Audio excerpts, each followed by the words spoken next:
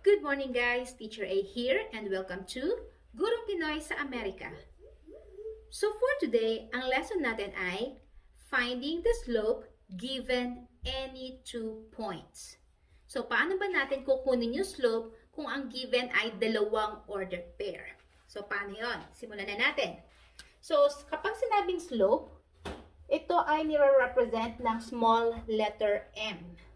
So, sa pagkuha ng slope, ito ay ang ratio ng rise sa run. So, kapag sinabing rise, ito yung change in y, and then, yung run naman ay ang change in x. So, paano yon? So, ang formula sa pagsusolve ng slope, kapag sinabing change in y, ibig sabihin, kinukuha lang natin yung difference ng mga y values. So, sinusubtract lang sila. So, y sub 1 minus y sub 2 over yung change in x naman, ibig sabihin, kinukuha lang din natin yung difference ng mga x values. So, isusubtract lang din natin sila. X sub 1 minus x sub 2. Now, pwede bang magkabaligtad? Yes. So, pwede natin gamitin na formula ay y sub 2 minus y sub 1. But, make sure na kapag pinagbaligtad nyo yung y values, ganun din dapat ang gagawin nyo sa x values. Kung y sub 2 minus y sub 1 to, therefore, ang x nyo ganun din. X sub 2 minus x sub 1. Yan. So, yun ang formula sa pagkuha ng slope. So, let's have example number 1. Example number 1. Halimbawa, ang given na ordered pairs ay 2, 6, and 4, 10. So, paano ba natin kukunin yung slope? So, first step, i-label muna natin yung given. So, itong first ordered pair, ito yung mga sub-1s. So, yung first number, katulad sa alphabet, mauuna yung x. So, ito ang x sub 1. Yung pangalawang number, yun yung y sub 1. Now, yung second ordered pair, ito naman yung mga sub-2s. First number, x sub 2. Second number ay y sub 2. Yan. So, yan ang first step. Second step, after nating i-label yung ating mga numbers, sulat natin yung ating formula. Always, kailangan maging organized tayo. Always, sa pagsusolve, formula muna.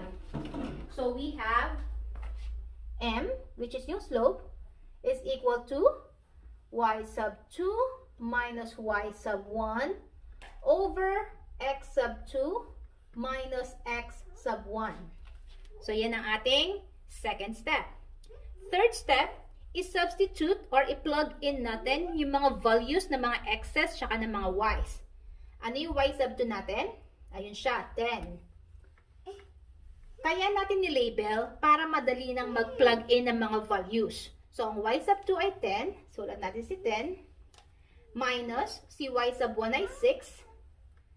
Over, si x sub 2 ay 4. Minus, si x sub 1 ay 2. So, yan ang ating third step. After i-plug in, i-solve na natin. So, 10 minus 6 ay 4. Over 4 minus 2 ay 2. I-simplify.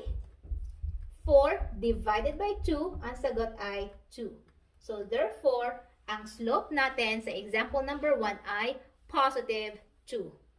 So, ibig sabihin, kung hindi mo siya i-graph, kung positive ang slope mo, ang itsura ng graph mo ay pataas. Okay? Pag positive ang slope, ang graph from left to right ay pataas. Okay? Next, example number 2. So, this time, maglagay naman tayo ng mga negatives. Halimbawa, ang given natin ay negative 1, negative 4, and then yung second one ay 2, negative 10. Yan. So, again, first step, i-label natin yung mga values natin. Ang unang ordered pair yung mga sub-1s, ang second ordered pair yung mga sub-2s. So, x sub 1, y sub 1.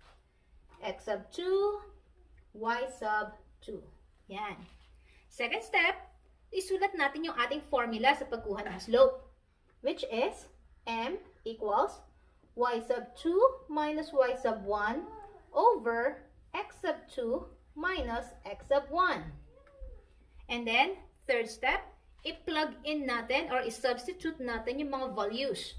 Ang y sub 2 natin ay negative 10 minus ang y sub 1 natin ay negative 4. So, negative 4. Since double negative siya, isulat natin sa loob ng parenthesis yung ating negative 4. Over x sub 2, base sa given, yun ay 2, minus x sub 1, again, negative na naman siya. So, lagay natin siya sa loob ng parenthesis. Yan. Now, next step, isolve natin. 10 minus negative 4. So, ang 10 minus negative 4, negative 10 minus negative 4 ay katulad ng negative 10 plus 4. Bakit? Kasi si negative at saka si negative kapag minultiply ay positive. So, ganun din sa ilalim. So, si 2. And then, double negatives. Negative times negative ay positive. Positive 1. So, kung isosolve natin to, negative 10 plus 4, isang negative, isang positive. So, rule ng pag-a-add ng integers, ima-minus ang magkaibang sign. So, 10 minus 4 ay 6. And then, kakopyahin yung sign ng mas malaki. So, negative 6. Over 2 plus 1 ay 3. Now, pag sinimplify ito, pag dinivide, negative 6 divided by 3 ay negative 2. So, therefore, ang slope natin ay negative 2. So, since ang slope ay negative, kapag rinaf natin itong 2 points na to, ang magiging result ay decreasing. Yung trend ng graph natin ay decreasing. From left to right, pababa siya kasi negative. Okay? Last example. So, number 3. Halimbawa, ang given natin ay 3, negative 6, and then we have negative 5, negative 7. Again, ang first step natin ay i-label natin yung mga given. So, yung first ordered pair natin, sila yung mga sub-1s. X sub 1, Y sub 1. Yung second ordered pair, yung mga sub-2s. X sub 2, Y sub 2. Second step, isusulat natin yung formula natin sa pagkuha ng slope, which is M equals Y sub 2 minus Y sub 1 over X sub 2 minus X sub 1. And then a third step, i-plug in or i-substitute yung mga values ng mga x's and y's. Ang y sub 2 natin ay negative 7 minus ang ang y sub 1 natin ay negative 6. Double negative. Ipasok ulit natin siya sa loob ng parenthesis. Over ang x sub 2 natin, base sa given ay negative 5. Minus ang x sub 1 natin ay positive 3. So, minus 3. Last step, solve natin. Negative 7 minus negative 6, double negative. I-simplify ulit natin muna yung double signs. So, negative 7, negative times negative ay magiging positive and then 6. Over, sa ilalim walang problema, walang double signs. So, solve natin to. Negative 7 plus 6, again, isang negative, isang positive. So, isusubtract. 7 minus 6 ay 1. And then, mas malaki yung absolute value ng 7. Negative siya. So, negative din to 1 natin. Over, negative 5 minus 3 ay, add the numbers. 5 plus 3 ay 8. And then, kopyahin yung common sign which is negative. Now, since double negative ang ating sign, yung numerator and denominator is simplify natin. Negative divided by negative ay positive.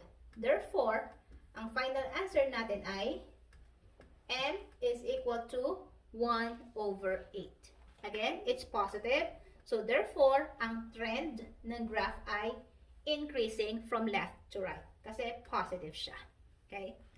So, kung natuto kayo sa ating lesson today, kindly give me a like and then pakishare na rin sa iba para matuto rin sila ng ating lesson, which is finding the slope given any 2 points. So that's it for today. Bye guys! Paalam!